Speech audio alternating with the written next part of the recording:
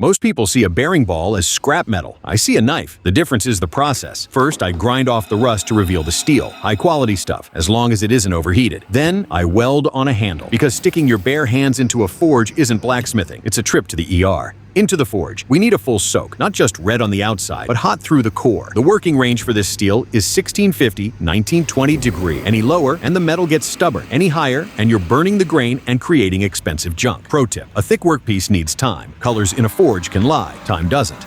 Under the hammer. The goal of the first pass isn't a knife. It's breaking the geometry of the sphere to get a manageable billet.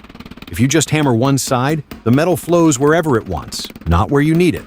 Every deformation cycle refines the grain structure.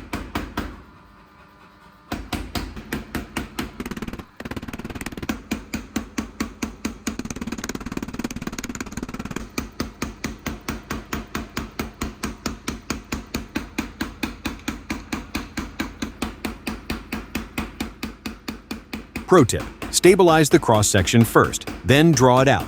Otherwise, you'll end up with a banana with ambitions.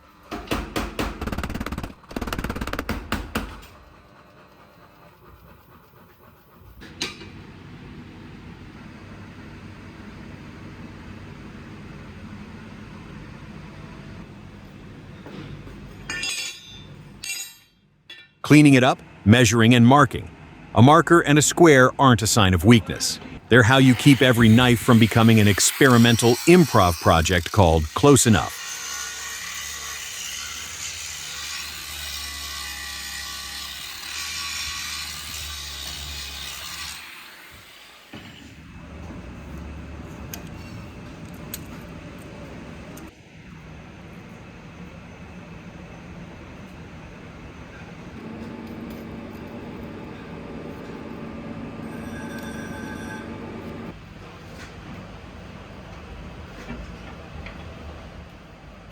Trimming the excess along the profile.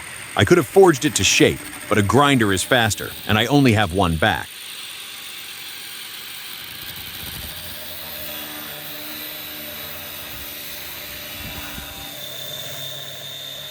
Assembling an extra stack. Welding, heating, and adding flux. Borax. Flux displaces oxygen and cleans the scale off contact surfaces. If you don't, you'll get inclusions and weak spots. And then you'll have to explain why the knife snapped. Welding temp, 2100, 2200 degrees C-ref. This isn't just hotter, it's a specific point where you're either welding or burning the steel. Pro tip: flux helps those who do everything right. It doesn't fix mistakes, it just preserves them.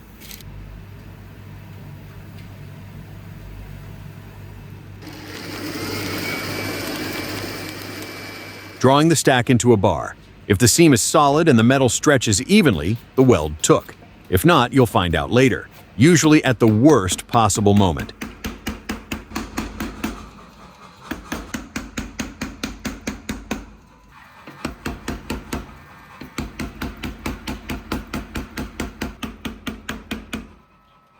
Heat and twist.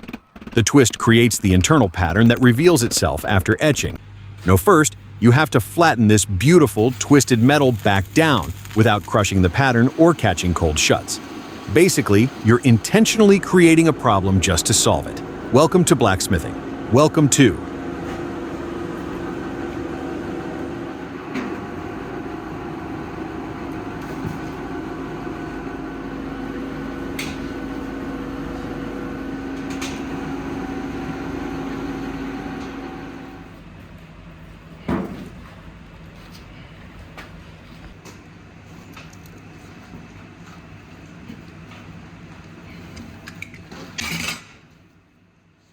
returning the twist to a flat plane, gradually without getting too aggressive. Too much force and you crush the pattern. Too soft and you'll be here until dark.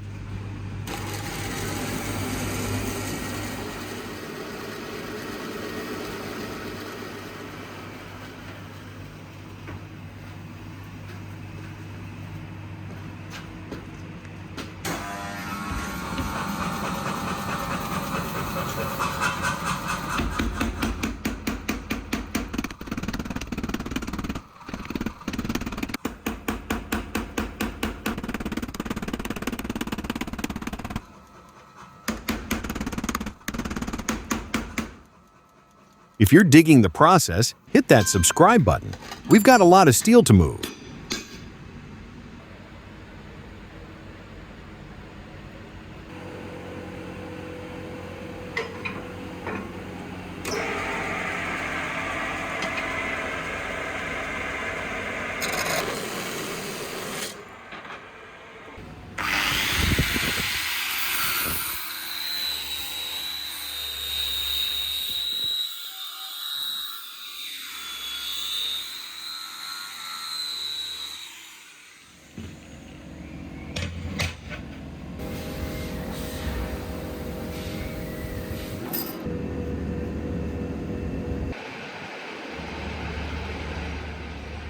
Cutting the profile, refining the lines, radii, and the spine.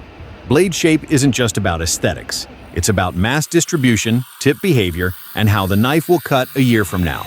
Anything you don't get right now, you'll pay for in hours on the grinder later.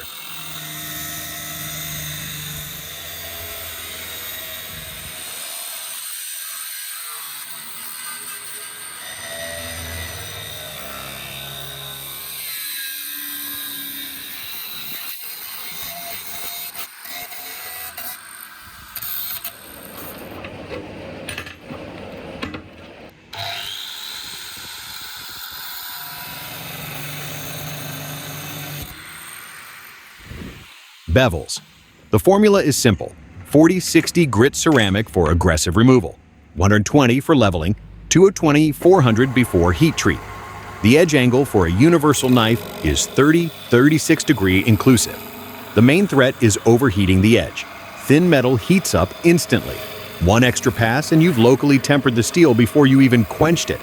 Then the knife will dull and bad material will get the blame.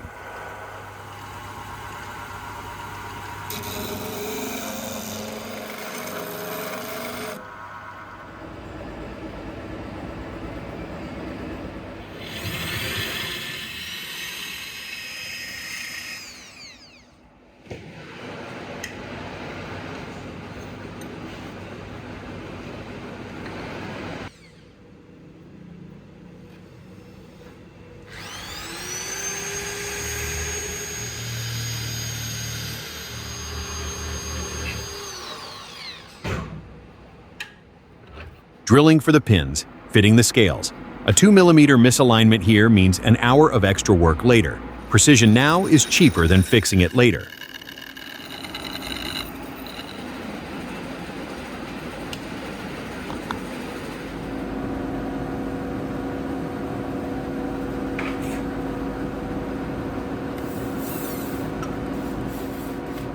Cleaning up before the heat. The blade must go into heat treat clean, not polished. Clean. You'll still have scale, oil, and a bit of disappointment after the quench, but at least we start honest.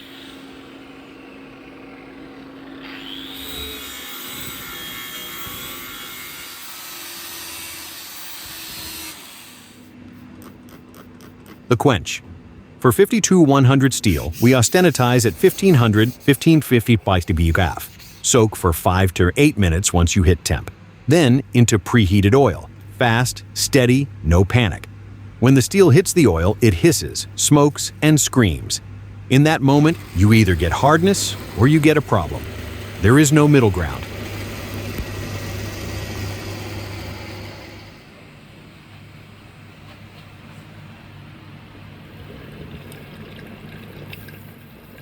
Stripping the soot, scale, and aftermath. Hand finishing. The smell of burnt oil. Dust that already considers this shop its home. This is the daily grind of blacksmithing. No fire, no sparks, just you and the abrasive.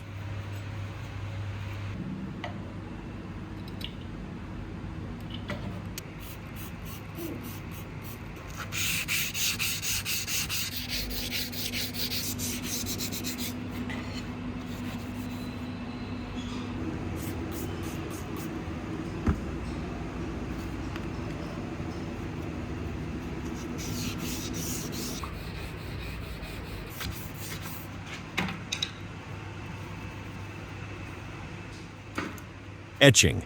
Ferric chloride diluted about 1.3 with distilled water. The blade goes in clean and comes out dark with a pattern. Different parts of the structure react differently. The twist you did earlier? There it is, coming to the surface. Rinse, neutralize, and clean.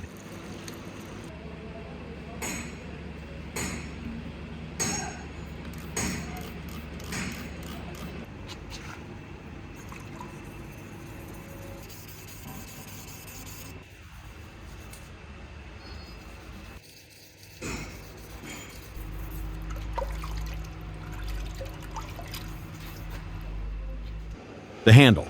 Wood, a decorative bolster, and brass pins. Setting it with 2-part epoxy, strictly following the manufacturer's ratio. Glue isn't just in case. It's a structural element. It fills gaps, holds the assembly, and blocks moisture. Skimping on epoxy is like skimping on brakes. It works at first, but you'll regret it later.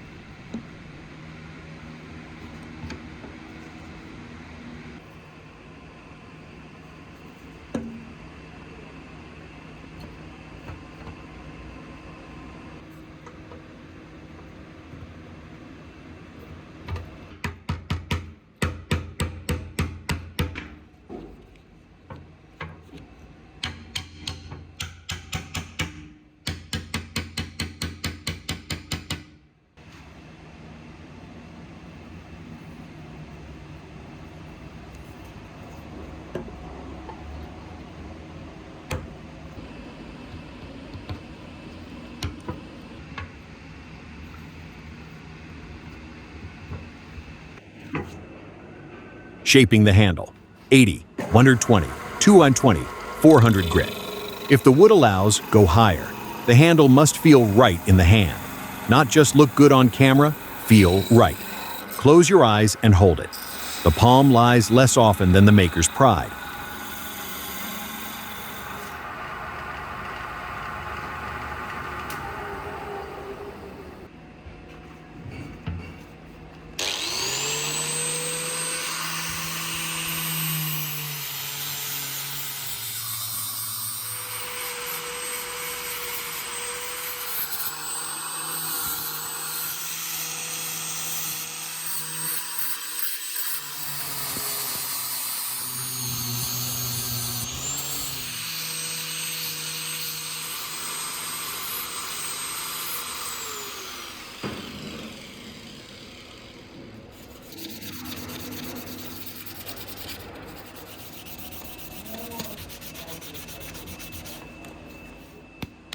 Polishing, removing the blade protection.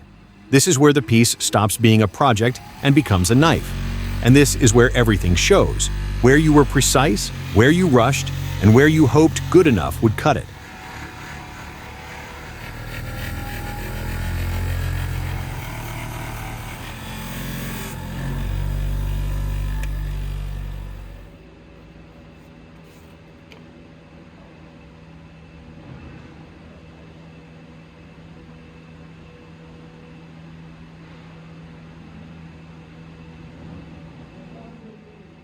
Cuts clean, no snags, the edge is true and the angle is right. First exam passed.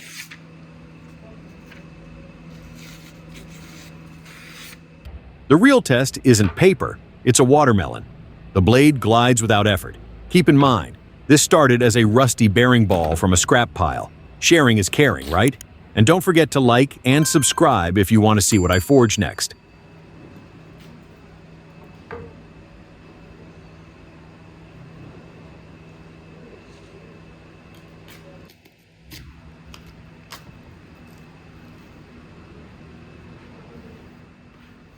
No magic, just a process followed to the end, from a bearing to a functional knife. That is the craft of the forge.